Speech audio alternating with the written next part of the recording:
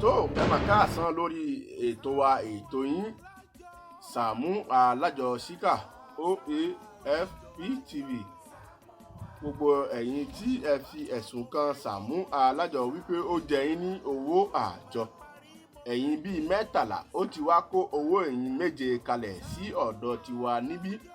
Ẹ̀yin 7 tó kówó yín kalẹ̀, ẹ tẹ́tí bẹ̀lẹ̀ jẹ́ kí ẹ gbọ́.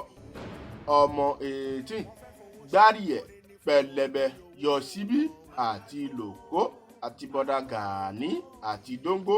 Ẹ̀yin 6 tó kù ó ní ó di ọdún 2020 Jésù òdìgbò máa rí owó yín kó kalẹ̀. Ẹ̀yin náà ni Skendo, Bánjí, ọmọ inú igbó, ẹlẹ́rìí ẹ̀yẹ, ọ̀ṣọ́mọ àti Alájà oríṣi àdúgbò. Orúkọ tèmi náà ni Kọ́lá ọmọ Adémọ́lá tí mò ń bá yín sọ̀rọ̀ lórí ètò OAFP-TV Sàámú Alájọṣíkà. A ò ní rí jù báyìí lọ, ó tún di ọ̀sẹ̀ tó ń bọ̀.